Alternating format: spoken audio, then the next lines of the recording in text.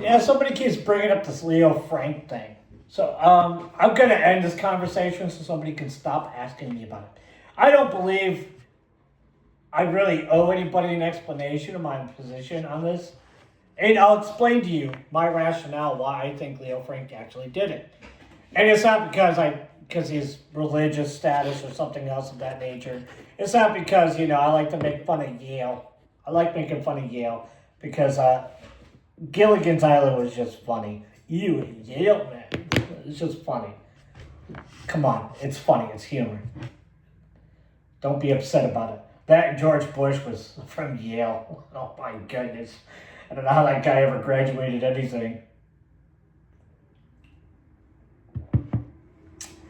Now, Leo Frank was a Yale man. There's nothing wrong with being a college graduate, an Ivy League guy. The issue is saying he was wrongly convicted of a murder. And I'll explain to you why a pardon isn't wrong conviction.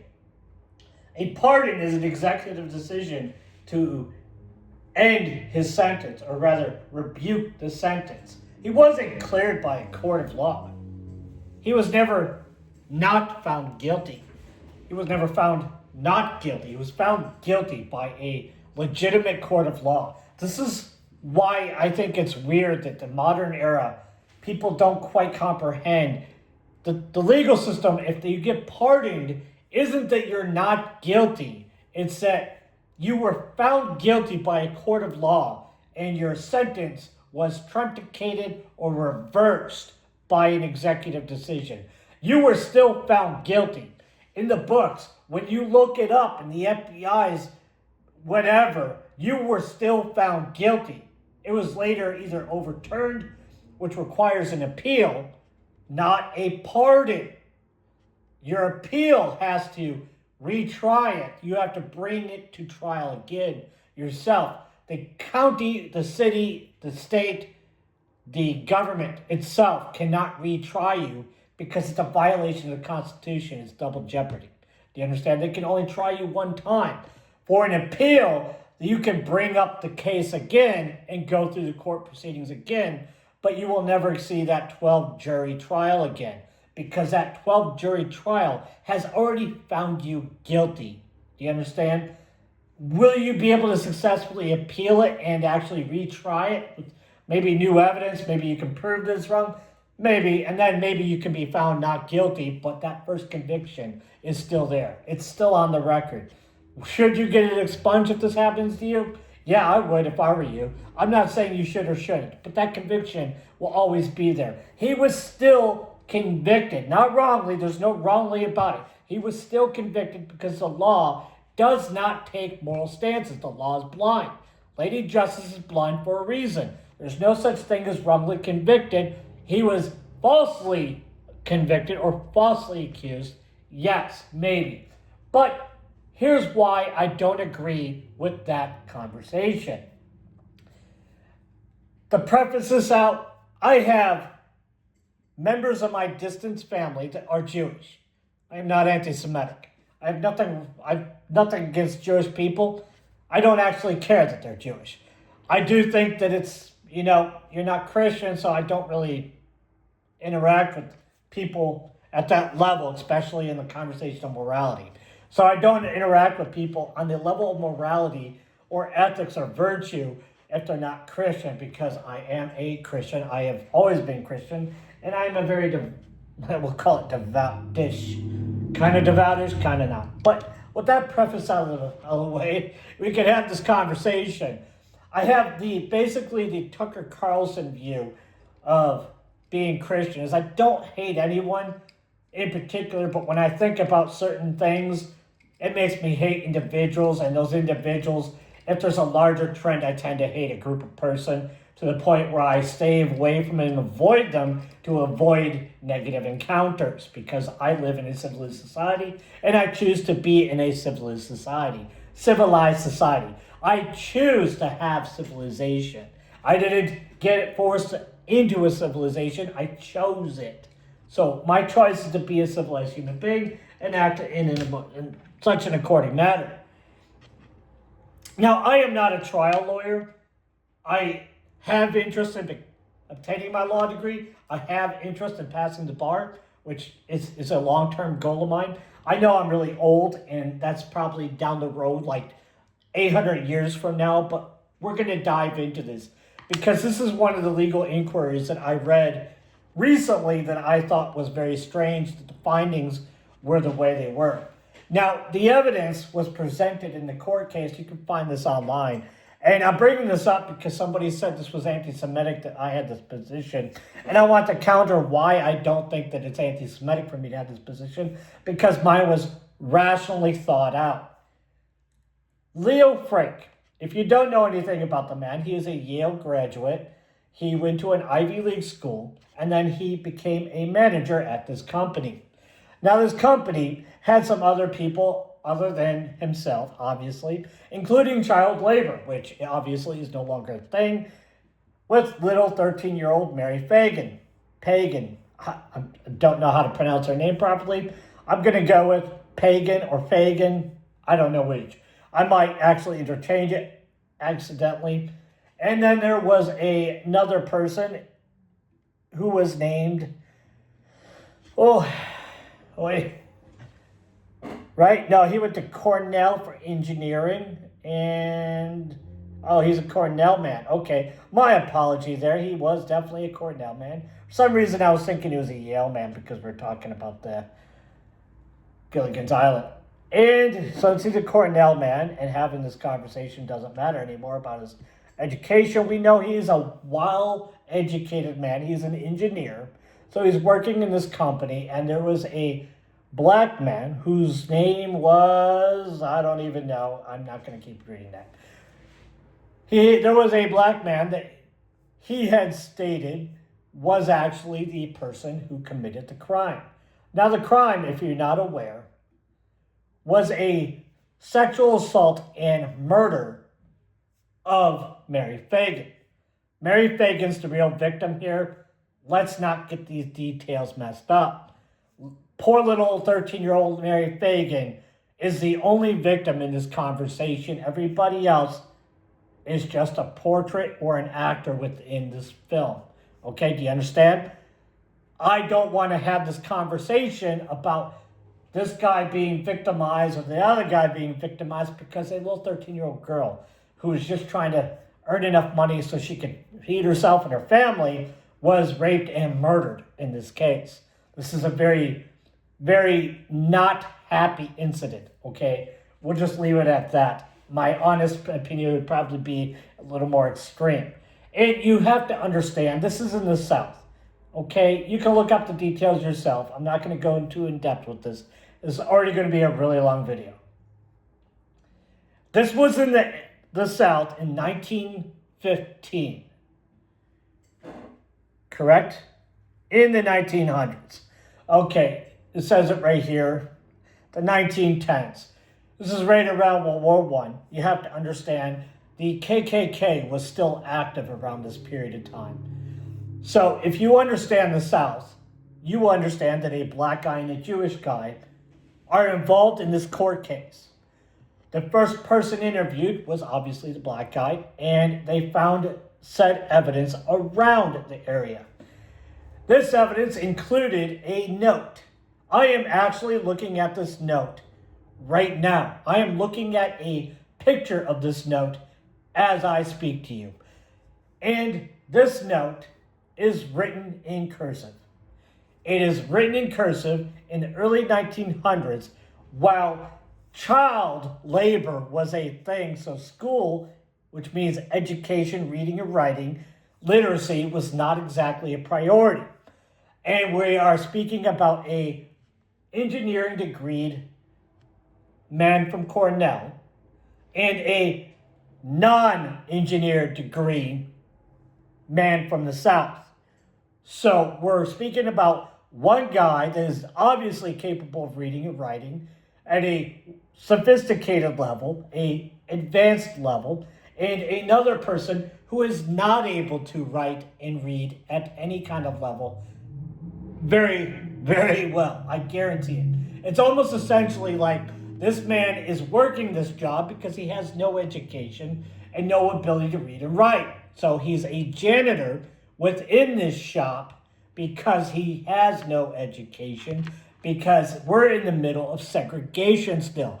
Jim Crow is still the standard law. It is still illegal for him to go to school with white children. And since the white children, as we can see, Mary Phagan, are actually at work, working, not in school, we can tell that the economy of the area has a high demand for labor, manual labor, not educated labor, manual labor. With this context in place, we can also examine the greater area where the example is the fact that the KKK is an active organization and they are actually participating in this activity where they lynch other human beings. And when I say they lynch other human beings, they grab them, they drag them out somewhere, they put a noose around their part, and they, end it. They finish it off, This is the act that we're speaking of when we say the word lynch. And you have to understand, both of these people involved in this controversy are people who would likely get the treatment that I just described simply on the basis of the fact that neither one of them are of the Caucasoid or the white family tree, as you would. So you can understand that these people are not exactly in an area where either side would be taken with any kind of grain of salt more than the other. They are both equally probably persecuted at this point.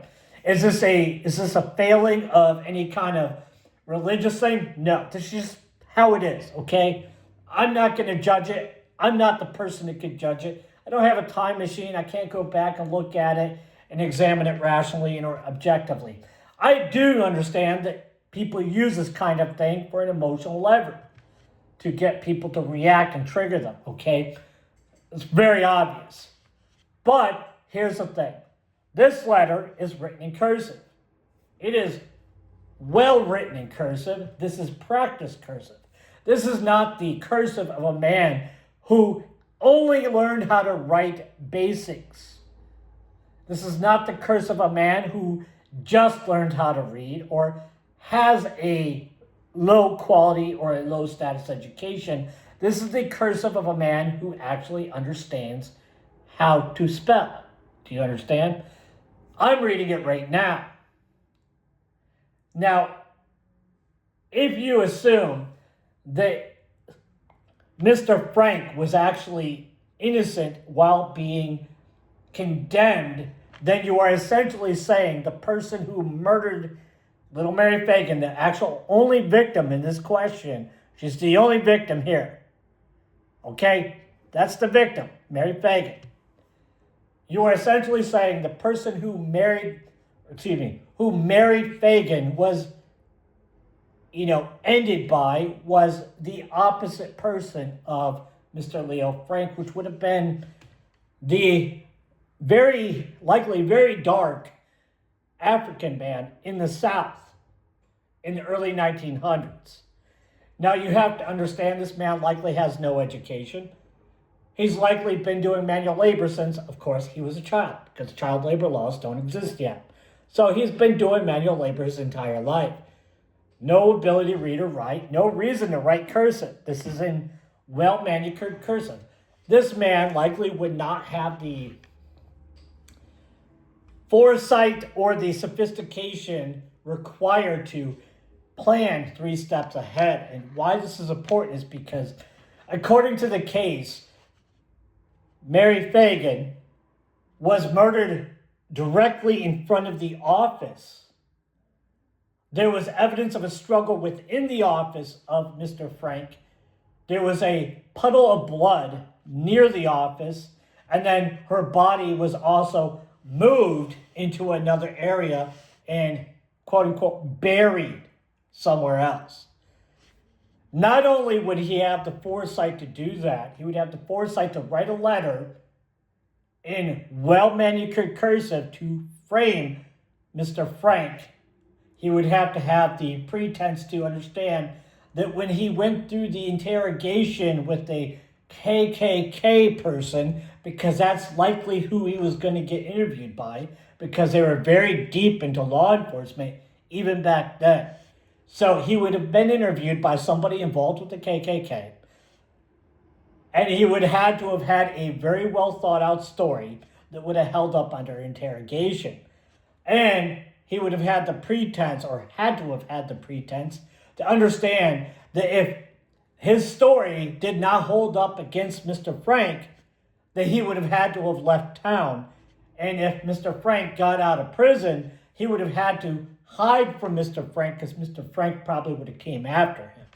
Do you understand? Because Mr. Frank, being who he is, doesn't seem like the kind of person to take getting, quote unquote, framed for murder and whatever else happened to Mary Phagan lightly. You know, he probably would have been a very angry person. So you're suggesting that this man, who likely has no education — I didn't look any of this up, obviously. I read something about his family. His family's still around. But the black guy's family is still around, yes. You're assuming that he had the foresight, sophistication, and intellectual capacity to also, which is not likely, read and write, to plan the crime scene in such a way that would look like Mr. Frank did it, write a letter to make it look like Leo Frank or Mr. Frank framed the black guy, and then also had the intestinal fortitude to understand that if it failed, the people in the KKK would have lynched him, because this is the South in the 1910s or 1900s. These are all realities that you're ignoring. And the reason why this is a thing and why you can't have this conversation with today's modern sense of morality is because we're liberalized today. The whole country is very liberal. We don't do lynchings anymore in the United States. You have to understand, when this happened, the United States military was still shooting deserters. They weren't trying, they were shooting. Like, do you understand? There were no court martial. It was a summary trial, summary trial execution style.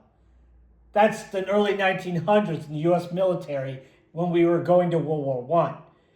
And the reason why it was that way is because they didn't have time. They were fighting a war.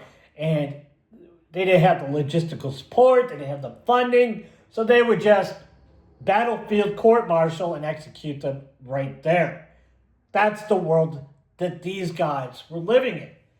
The KKK, if they found out you raped a little girl and, did something else, they would lynch you. That's how they were. That's how these people were back then. Didn't matter if you were, they didn't care what kind of race you were back then when they would lynch you for any of this stuff. There's a long list of white people, white Christians, who were lynched for raping other, doing that kind of thing. It's just like, they frowned upon that very highly. I'm not justifying what they're doing. I'm saying they didn't ask questions, okay? They didn't have trials. They would get together, have a conversation amongst themselves, and then decide to go over there and, grab you and do the deed, usually right in front of your home. So this is the reality that these people lived in. This black gentleman, or this African American guy, whatever you want to call him, they would have called him the N-word, probably Negro or something else. I'm probably going to get tagged for that, whatever. They would have called him that, and this Jewish guy is like, oh, it's anti-Semitism. Yeah, these are angry people. A 13-year-old was raped and murdered, and you're the number one suspect. Are they going to say very hateful, racist things to you? Yeah, that's a natural response. You have to understand, yes, you can't control other people's responses. You triggered them by being within the proximity. And when you came back from work, or came back to work, your story just didn't line up. Your alibi this didn't work. It didn't line up, and thus they found you guilty, along with the evidence that I already stated, that the black guy, the African guy, probably didn't have the capacity to think 3 steps ahead and then try to frame himself writing a letter which he probably couldn't write in the first place. And it's not because I'm racist, it's because the evidence just says this man can obviously read and write because his linguistic abilities are more than just, I was here. Like, do you understand? Like, it's a nightmare to have this conversation where somebody says that this man was wrongfully convicted when the evidence stated he was guilty. The court found him guilty. The evidence, as we look at it today, says, yes, he indeed was guilty. Was he later pardoned? Yes. That doesn't absolve him of the guilt. He is still guilty. To this day, he is still guilty of it. Okay? Enough. Is it anti-Semitic to say Leo Frank is guilty today? No, it isn't. He was guilty. He was found guilty then. I just looked at the evidence myself and said, yes, he's guilty. He's definitely guilty. And the reason why is because as we examine this evidence and we look at it, why would a black guy call himself Negro?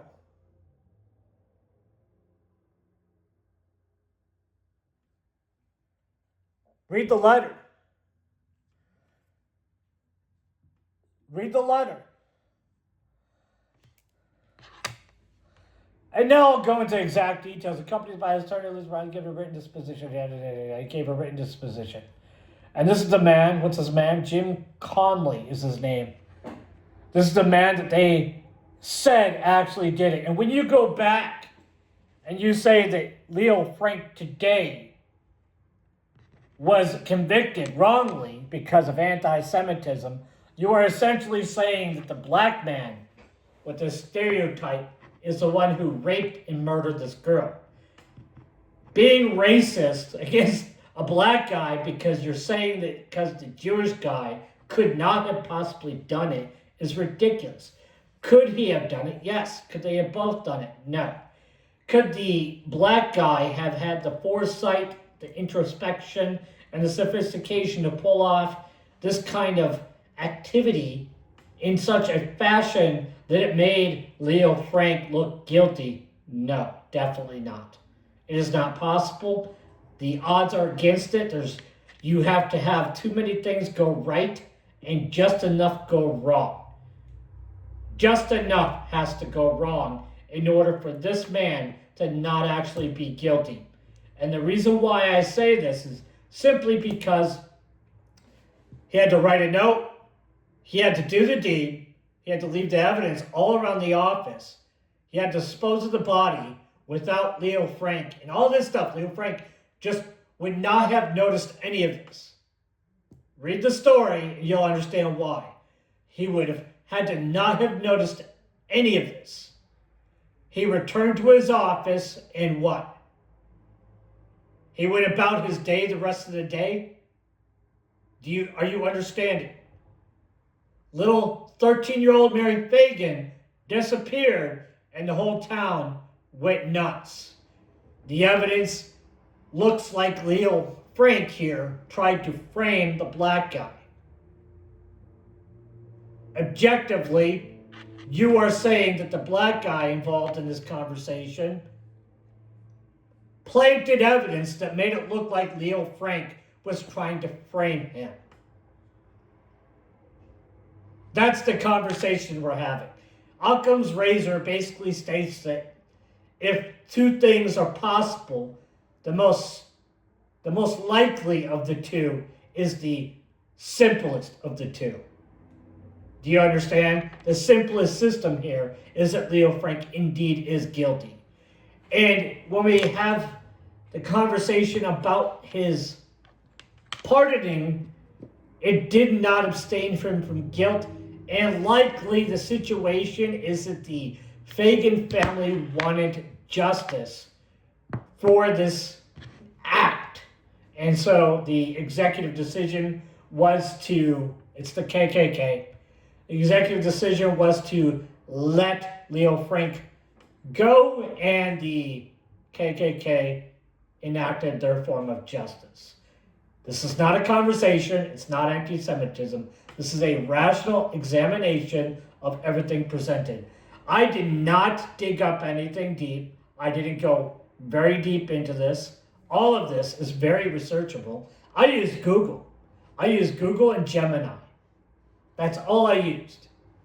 I have not spent any real time on this.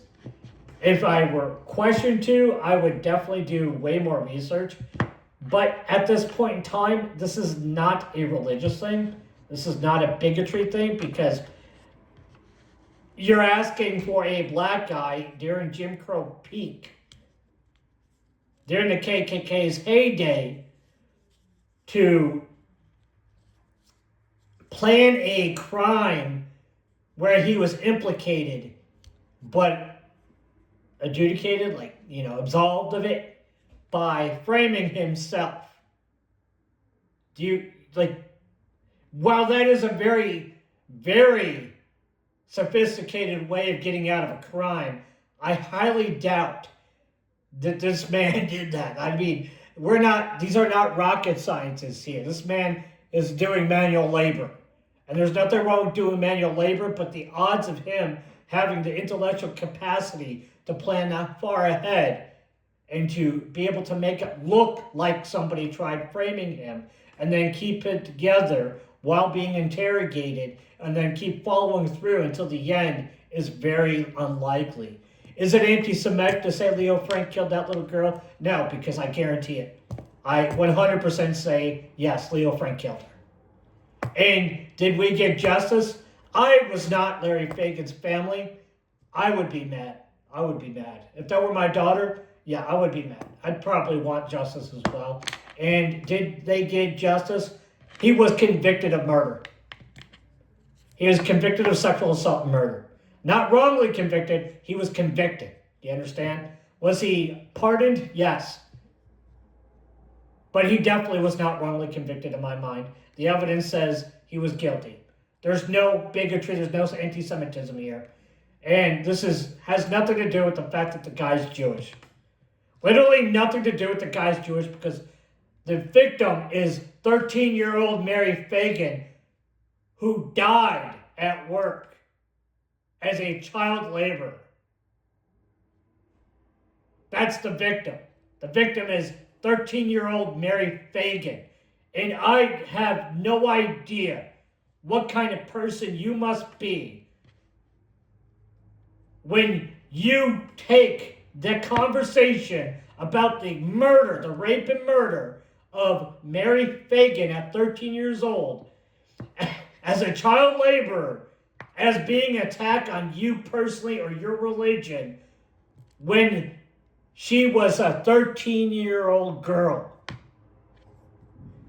I have no idea how you can still try to want to maintain a victim status in this conversation for a convicted murderer. The gall, the absolute unfeelingness, the absolute narcissistic psychopathy or sociopathy you must have in order to be upset that somebody was convicted with evidence in a lawful court of law, in a legal proceeding of murdering a 13-year-old Mary Phagan, and you said there's no way he did it because of his religion? And you took offense to saying that.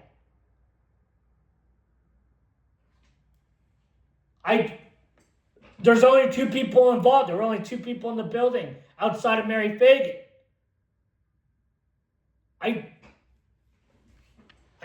Every time somebody says something like this is anti-Semitic, it's like, if somebody didn't tell me that this guy was Jewish, I wouldn't know. I wouldn't know. And I would look at the evidence just like I did, and yeah, he's guilty. Looks guilty to me. I would guilty if I were on the jury. Why? Because I didn't know he got lynched, first of all. I don't have precognition. I don't know he's gonna get lynched, for one thing. I didn't know they're gonna lynch the guy after we convict him, put him in prison, then he was pardoned, and then he was lynched after he was pardoned. Because, he was tried and found guilty, and the evidence says he did it, and a 13-year-old Mary Phagan is no longer with us. I don't understand how you can still presume or, adopt or adapt and call yourself the victim because are you the 13-year-old little Mary Phagan? Did you get murdered? Because that's the only victim in this conversation. As far as him getting lynched, I guess you shouldn't murder 13-year-old girls then, huh? I guess that's probably not something you should be doing. Raping and murdering 13-year-old girls. Are we good? Can we stop talking about this? Because that's Old Testament. That's Old Testament. Backed up with New Testament. Yeah. So I don't know how you can say as a Jewish person that this is anti-Semitic when the Jewish law would mandate that he would be executed as well for the rape and murder of a child. He would be stoned to death under Jewish law. They would bury him up to his collarbone and pelt him in the head from sun up to sun down. And if he survived, he survived. That's the legal Jewish punishment for murder.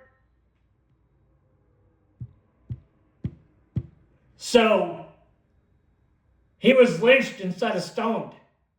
So, this is not a conversation. There's nothing anti-Semitic by saying Leo Frank was guilty of raping and murdering a little girl. You're not the victim. He was convicted. I don't think he was convicted because he was Jewish. I think he was convicted because 13-year-old Mary Phagan was raped and murdered. I believe that's why he was convicted. Not because of his religion.